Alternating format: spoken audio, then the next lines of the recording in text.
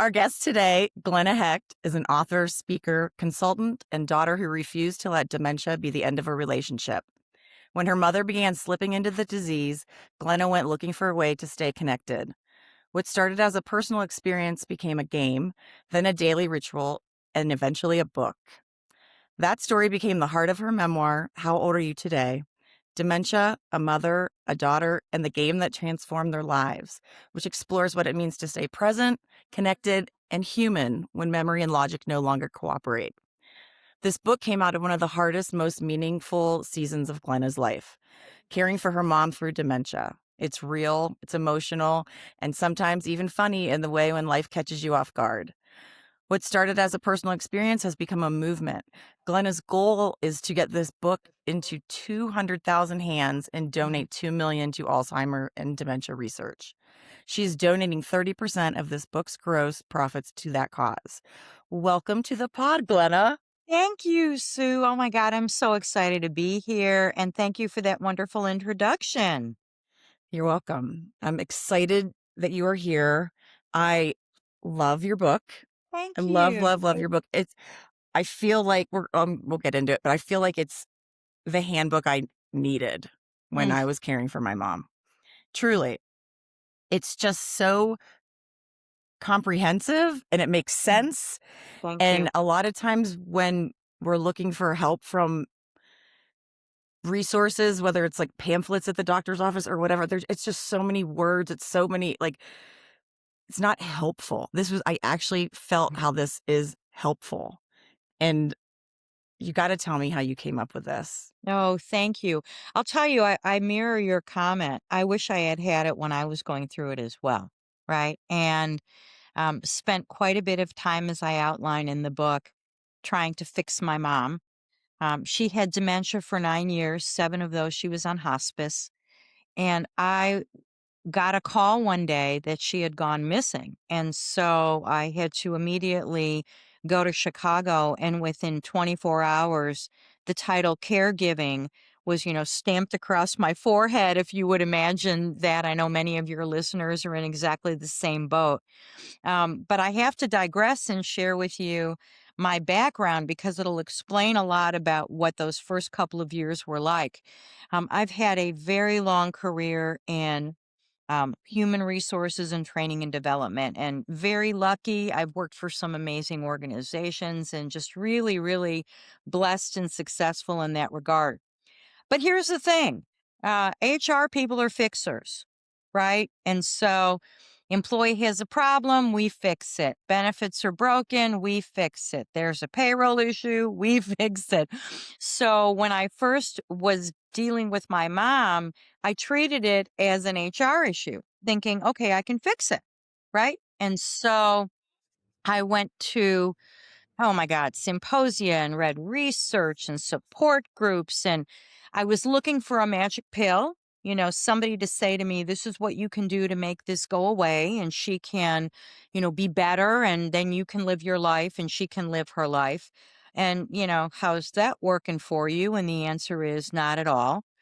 So after 2 years of trying to fix her and having no success, I kind of gave it up and didn't act very graciously. I'll share that with you later. But when I gave it up and decided just to be present with her, something interesting showed up. And that is the chapter in the game when my mom thought she was at the beach. And amazing chapter. It's And beautiful. it's unbelievable. She was sitting in a wheelchair in this frightfully old-fashioned looking room with, the wood paneling and the saggy couches and the whole 9 yards, and looking up at fluorescent lights and going, "Oh, the sun is so wonderful." And I flipped out. I freaked out because I was sure that she was, going through the tunnel that you go through before you pass away, right? And she was really not. She was happy and joyous, and everything with her was perfect. And I was a witness to it. And then for a while after that, Sue, every time I visited her, I would go, "Are you at the beach?" And she'd go, "No." Boom. "Are you with your friend?" "No."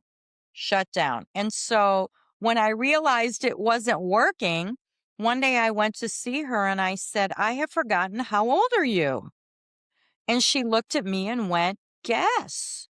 And that became this sort of interactive back and forth game, refined over time, of course, but it became a game. And the game became a ritual, which I did every single day. And then eventually it became the book that you held up. So, this unbelievable "How old are you today" game gave me a relationship with my mom.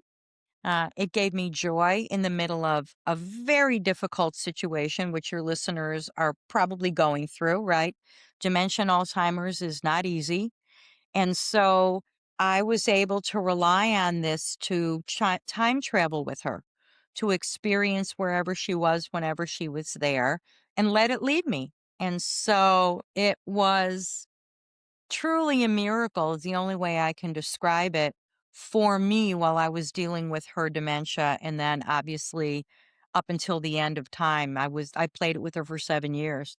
And I've trained other people and taught other people and just to see if it worked. And it did. And so there you have it. I truly Pretty wish I had unbelievable. this. Yeah, I wish I would have had that with my mom. One of her symptoms was aphasia, so she wasn't very communicative. And but man, before she lost the ability to speak, I feel like I would have gotten some really fun stories out of her. Absolutely. It's interesting because at the end, and most of your caregivers with dementia that are dealing with somebody with dementia and Alzheimer's will know that at some point the swallowing and the ability for them to talk in the latter stages goes away, right? Yes. And my mom was on mechanical food, and so I knew she was progressing. Plus the fact that she was old. You know, my mom passed away when she was 19 days shy of 100 years old. So she lived a long life and, blessed that she did. And so when she was starting to have trouble swallowing and communicating, I just shifted the game into a physical game where I would squeeze her hand and I would, hold her hand, which I did most of the time we were together anyway. And I would say, okay, let's play the game. I forgot, how old are you? Are you 60? Squeeze one if you're, yes, you are, or two if you're not. And she literally would go, and she would squeeze my hand. So we continued to play the game. The level of questioning changed because she couldn't verbalize a lot of things, right? It became a yes, no kind of interaction. But what was amazing was literally until the day before she passed away, we were playing the game, but we were playing it physically where I was talking to her and she was squeezing my hand. When you realized your mom was showing signs of dementia, was that over a long period of time, or was it a fairly quick I, process? Or well, you're going to maybe not be surprised. So my mom was in Chicago and I moved to Dallas. And part of it was I had a great job, but the other reason was we were somewhat contentious, and I felt like moving away was the best way to deal with our relationship. So we were estranged, and I would get phone calls, Sue, that were really interesting, and I would just go, forget it. And things like living by herself, the building manager would call and say, she's claiming someone came in her apartment to eat a cake. Right? And I'd call her up and go, Mom, did someone come in your apartment to eat a cake? And she'd go, hmm. And you could tell she was trying to process it. I go, is it possible you ate the cake? And she'd go, ha ha ha. Ha. Yeah, I guess I did. So I got unusual phone calls like that, but we were not close. So I can't tell you that I witnessed a lot. Mhm. Um, Sporadic conversations.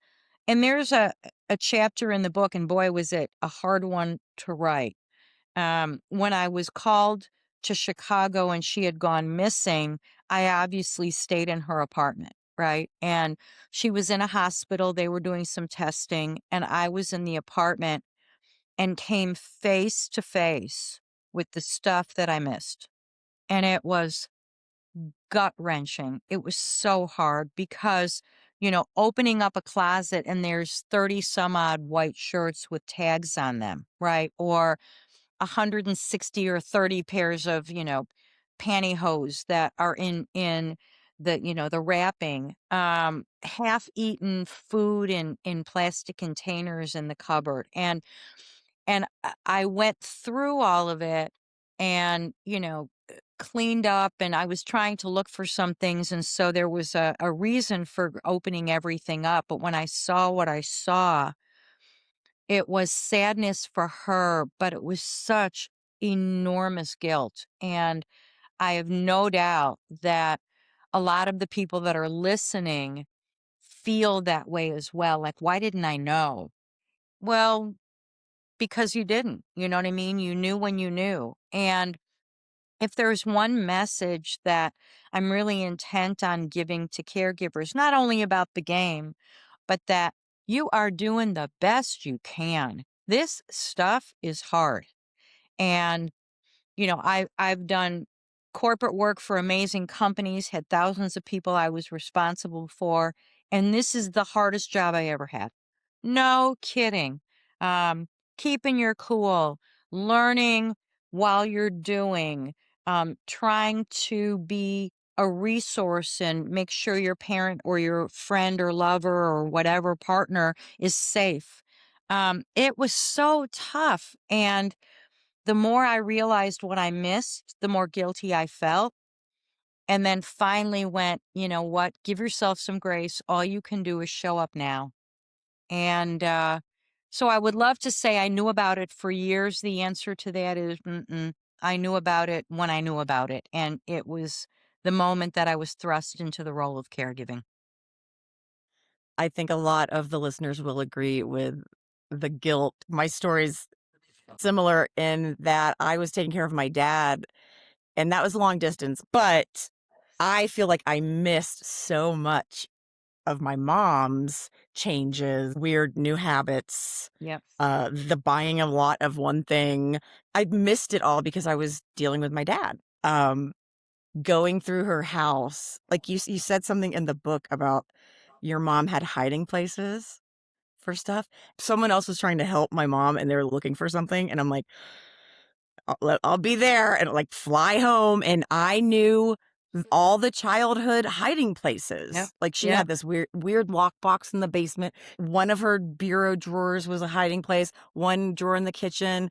And yeah, they just start doing all kinds of fun stuff. Interesting things. Yeah. I went to the hiding places because the day that she went into the hospital, I didn't have any paperwork. I didn't know if she did it, but if she did, I didn't know where it was. So I thought, okay, if it's here, let's turn her apartment upside down. So the Yep. reason I found all of those shirts and hosiery and, food in containers was looking for her, her power of attorney, her will, everything that was there. And I mean, looking under mattresses, crawling under beds, looking behind pictures. I tried everything and nothing was there.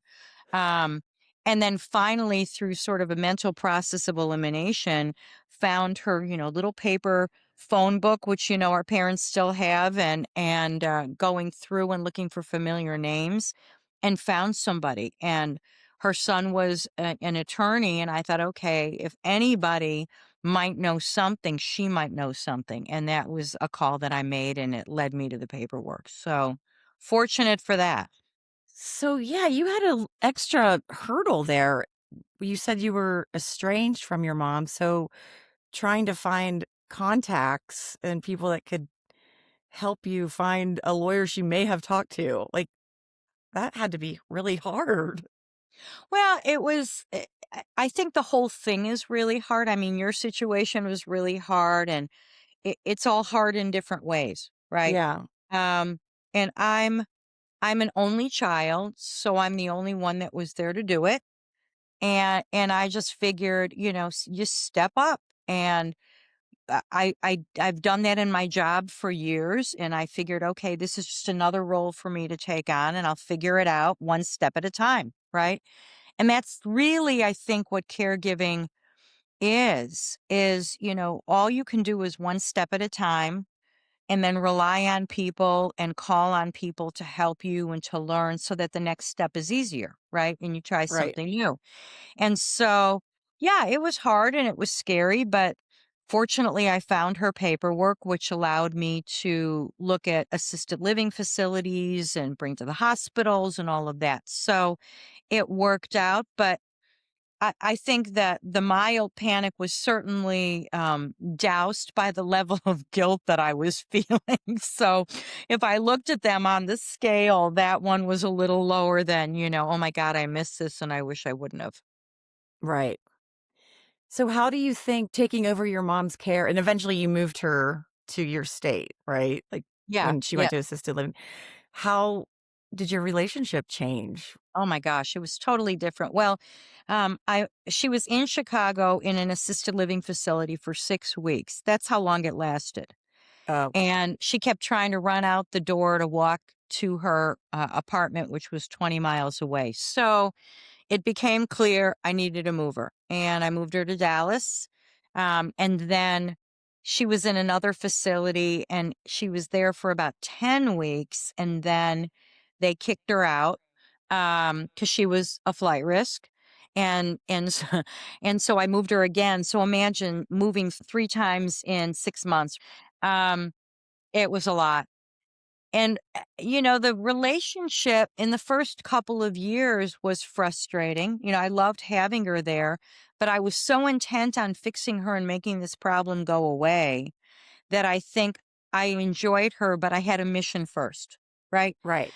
And then when I started to encounter the game and everything that came from it, what I learned was extraordinary. It was such a gift. And our relationship was so rich and so changed that it really her dementia was just such a gift to me.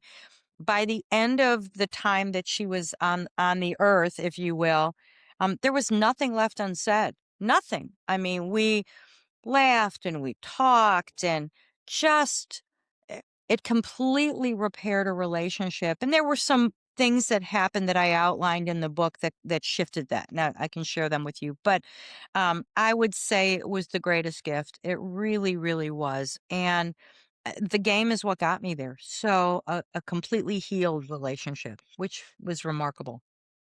When you were realizing you were creating a game organically, you decided to ask this question one day.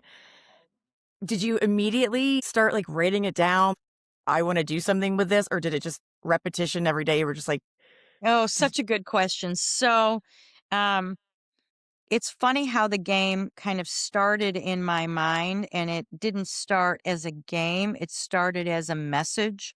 And I think you probably remember there was a chapter in the book where I completely lost my stuff. Um, not a surprise for most caregivers. And I went to visit her, and she had repeated the same thing 6 times.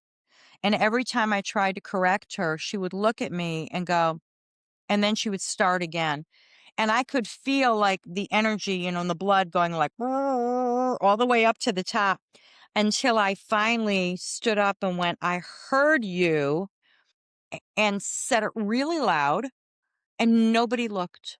Nobody. None of the caregivers, none of the people that worked in the facility, nobody. And it told me that level of behavior was common, but it's not common for me. And it wasn't the way that I wanted to show up. So I was so mortified by how I behaved.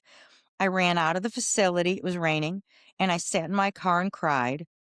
And then I went home and I crawled in the closet and cried myself to sleep. I was so embarrassed that I kept going, "You're better than this. You don't yell at your mother." Right. And after I had tried everything to learn how to be with her, and obviously it didn't work. So I got up, and what was so interesting, Sue, was that the words that were in my head repeatedly was to be present, observe, listen, travel. Be present, observe, listen, travel. And I didn't feel like I knew what it was, but it felt like it was some direction, right? And yes. so I said, all right, then if that's what this is, then I'm just going to be present. I'll be with her. I'll hold her hand. I'll watch what's going on. But this fixing stuff, not working. So I put it kind of to the side.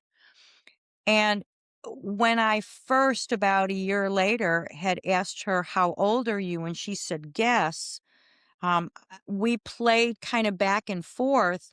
And over time, I refined how I asked those questions, right? And I put in the book that there's an art to playing it and there are rules that you have to follow.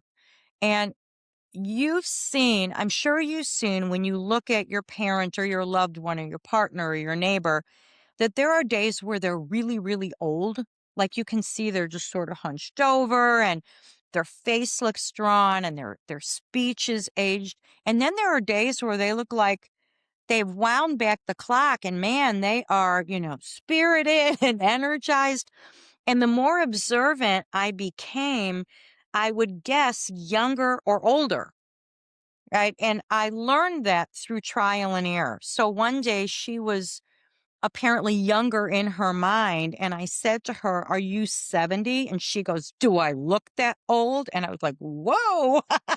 Love that. So I went, okay, you missed that one.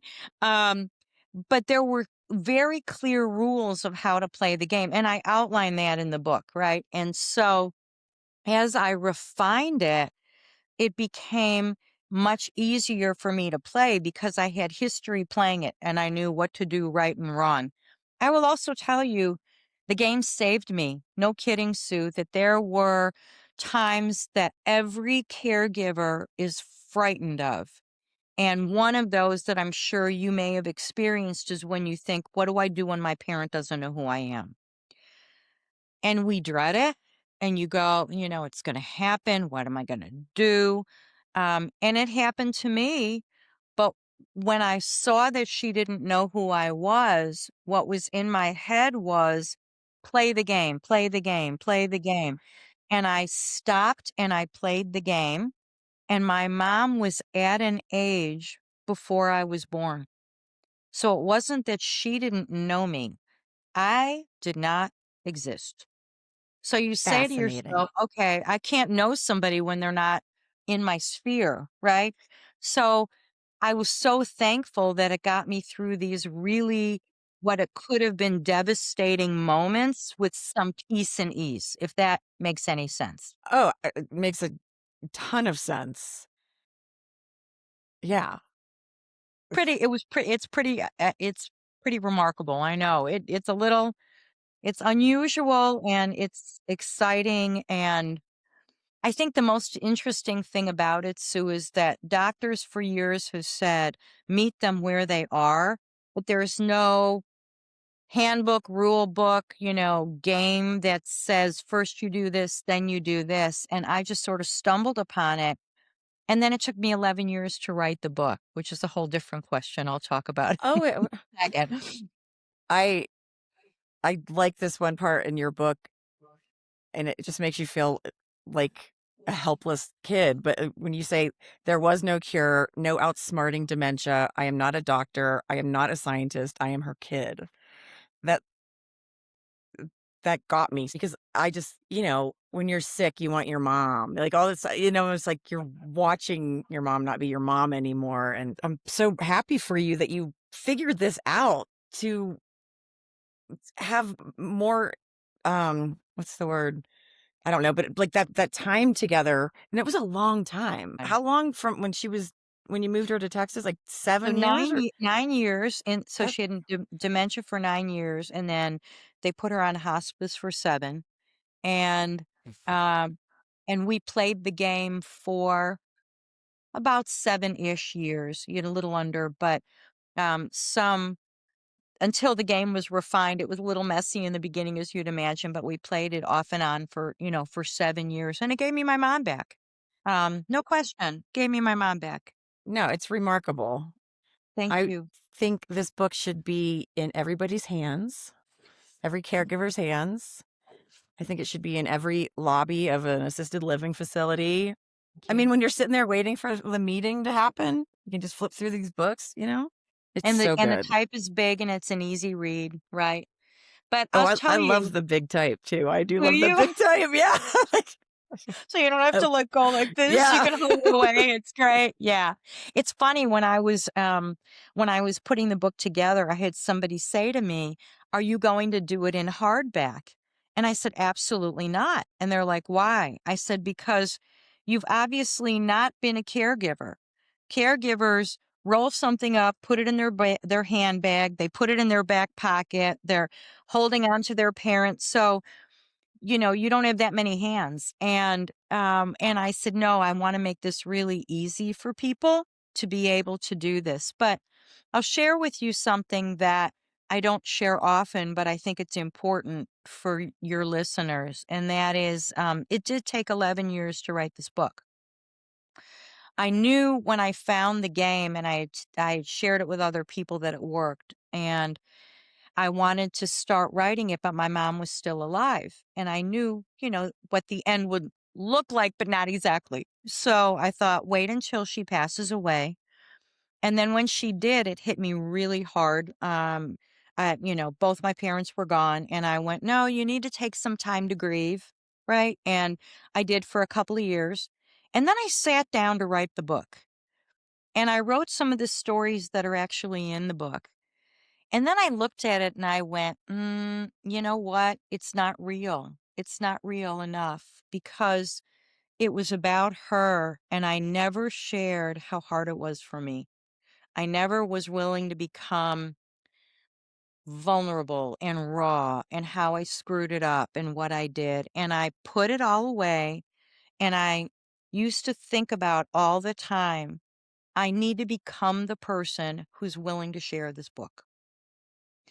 And it took a long time, right? Because I'd been in companies and I'd sort of been the fixer.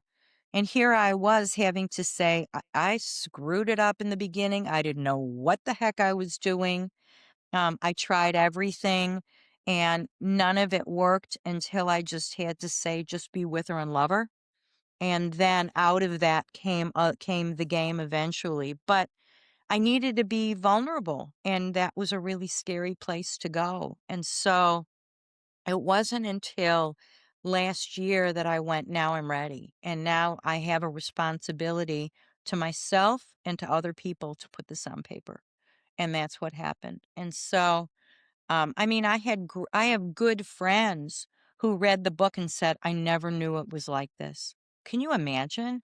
So I hid it Yes. from everybody. Um, and I thought, you know what? My story is probably a lot like a lot of other people's stories, and they feel like they're alone. And I want them to know, I want caregivers to know you're not alone, that we all feel similar things. It's hard. And, you're putting one foot in front of the other every day, and you are a hero. And so that for me was the most important message to share. And I'm thankful that you did because I was the same way. I had a couple good girlfriends and people, helped me with my mom, but not really. Like I didn't talk about it. Nobody knew. I would be like in the fetal position all day waiting for like the phone not to ring from the place. And I was a shell of myself. Yeah. Um, Stress, weight loss, like absurd amount of weight. Like I looked sick and Mm, I felt sick, but like you said, you didn't share it and you just sat there in it. And I didn't talk about how guilty I felt, how I screwed everything up, how I should have done this way. Like I never talked about that until I started talking to Joanna mm, and we were talking about, potentially starting the podcast or whatever, but I buried all of that and would have nightmares all the time. I don't have them anymore. wow. It's just like sharing for me and have talking and meeting people like you that are vulnerable now when Mhm. now Mm. and we could share hope, like if it helps one person, Oh, that's my mission that is done. Absolutely. I think caregivers, I think, are really afraid they're gonna do it wrong. right. You know what I mean? It's like I have to follow a certain path. and there's no, at least what I learned was there's no one right way to do it because they're different, right? And you just have to kind of flex with it and listen to a doctor and that part of it. But the my piece of it was not the medical, it's how do you relate to them, right? Right. How do you have a conversation when they're scared? When you're scared, how do you do that? And I don't know that we any of us really know. I know that this worked for me, and, my hope is that other people try it and it works for them. I know folks have, um, but that people go, "Okay, there's something out here in my bag of tricks that I can try to use." That's what I hope. I think you're right. I love it. I think it's a great little Mhm. handbook. Thank you, thank you. I love it. You know who's gonna, when I was reading it, I thought about Joanna and her mom because she's Mm. at that point now where, we call her mom Gaga. She is, not remembering Joanna when she walks in, and, I know it's really hard on her, and she was like, "This is what we're trying next visit." So, we'll see how that goes. You'll have to let me know, Oh, I what will, that of is and course. how it works.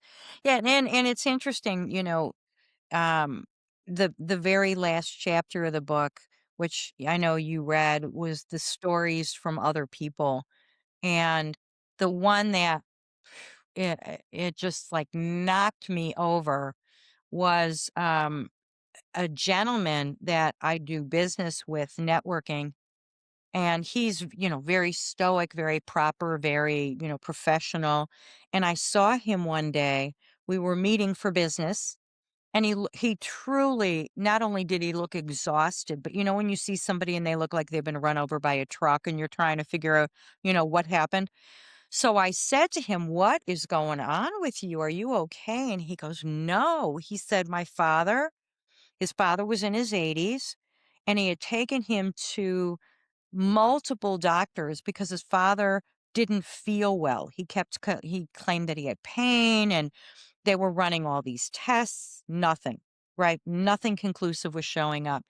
And my friend said, not only is this time consuming and expensive, it's frustrating because he's in pain. They don't know what's going on. I feel helpless. And I said, "Okay, are you willing to try something a little out there?"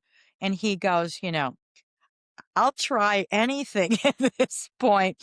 So I wrote down the questions to ask and we practiced, right? And it was like, "Okay, I'm him, you're, go back and forth." And I said, "Please try it and let me know how it goes." So he called me a couple of days later, Sue, and he says, "Are you a witch?" And I said, "Well, I'm sure there are people that might think that, but not particularly." No. I said, "Why?" And he goes, "Well, his father in his 80s was stuck in the loop."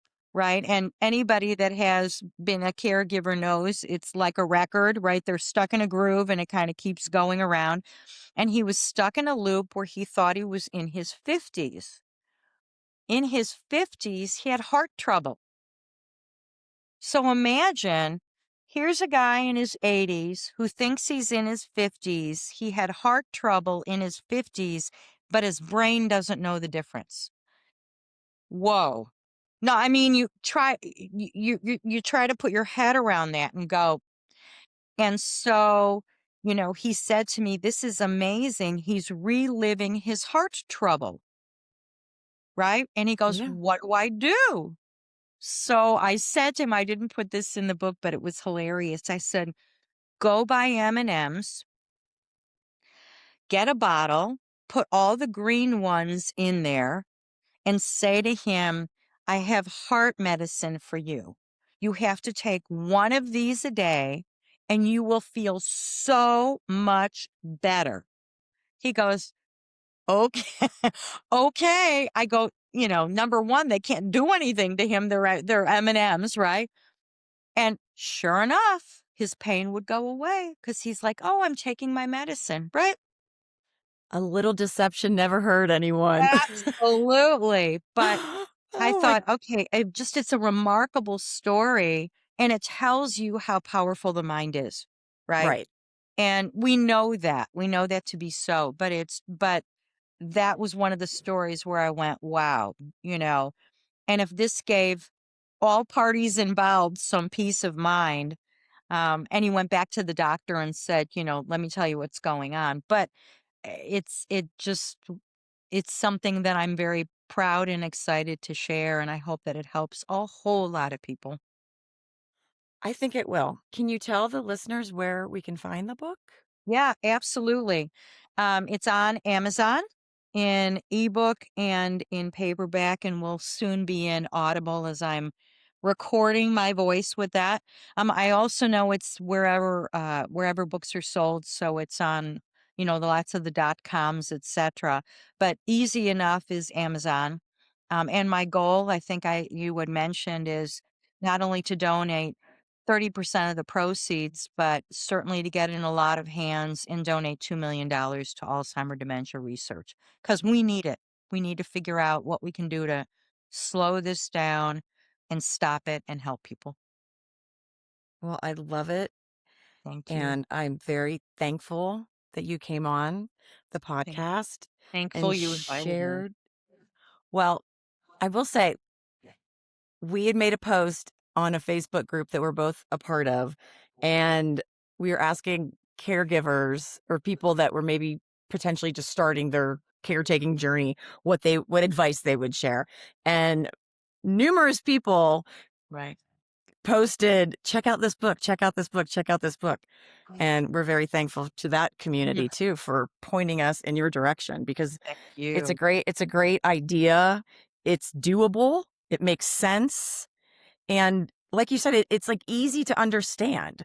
Yeah. And and I love how you say that you need to like gauge their day, like see Yeah. where they're at as far as like if they're having an alert great day or they might not want to play your game that day. And then You let it but go. You watch their eyes, touch their knee. I mean, there's a lot of the rules that are there that I try to share with people to give them some space and something to hold on to. And there's a line in the book that keeps coming back to me from other people, and it's that dementia is not something you fix; it's something you face. And yes. as a caregiver, we all have to, right? Because that's what a caregiver does. Um, so yes, it's wonderful. And I also shared a freebie with you. Feel free to talk about that if you want to with people through the QR code. Yeah, Um, we'll post all that fun stuff too. perfect. Yeah, I need people to get this book. In closing, I'm just going to read part of on the back. I just love these lines. This is not a manual. This is a love story, and it could change the way you walk this path with someone you love and with yourself. I think that kind of sums it up. Makes me cry. Makes me Thank you. cry. Thank you, Glenna. Thank you. Thank you for being You here. mean a lot. Thank you for having me and for doing what you do. Really important. And thank you everyone for listening. We're gonna Yeah. get some great feedback from this one. I can tell. I mean, this book is so good. Everybody, I'm not even just saying that because Glenna's in my face. Thank you. And Thank you. yeah, grab the Kleenex though. That's what I've been told is everyone says you go through at least a box when you read it. You know what? I can see that, but I was so excited reading it. Mm, I was proud of you. I was thank you. excited. I had a dopamine rush. This is really a great tool. Like I was really excited reading Thank it you. Thank because you. I felt like it's hopeful. It's not a, tragic story about dementia and it's not super sad because you and your mom figured out how to forge a different type of relationship. And I think it's beautiful. It is a love story. And thank you for sharing it with us. It absolutely is. When they go, right? And if you have a contentious relationship, it leaves a lot of unsettled stuff inside, and I didn't want to have that. And so it truly was a love story. Believe it or not, her celebration of life is what it was on her 100th birthday. And yeah, and so imagine going in and saying, "Hey, I'm going to have a celebration of life with lots of alcohol and balloons and hors d'oeuvres and cake, and they're looking at me like I'm crazy and said, "We've never done that before." And I go, "You're gonna do it now." And we did. We celebrated. Everybody wore crowns, which you'll get if you read the book, and had a huge cake and sang happy birthday and released balloons and drank a lot. And it was truly the celebration of love. And that's exactly what I would have hoped it would have been. So, Oh, I love that. mhm. I love that you did that for her. And on her birthday. How Yep, perfect. on her birthday, so it was great. But thank you for you and for what you do for caregivers and people listening, and I just wanna say thank you to your caregivers that are out there because you're doing really noble, important work. Heroes. Yes, The hardest working people. absolutely. So, thank you, thank you. Thank you for being here. We'll talk soon. Okay, bye now. Bye. Yeah.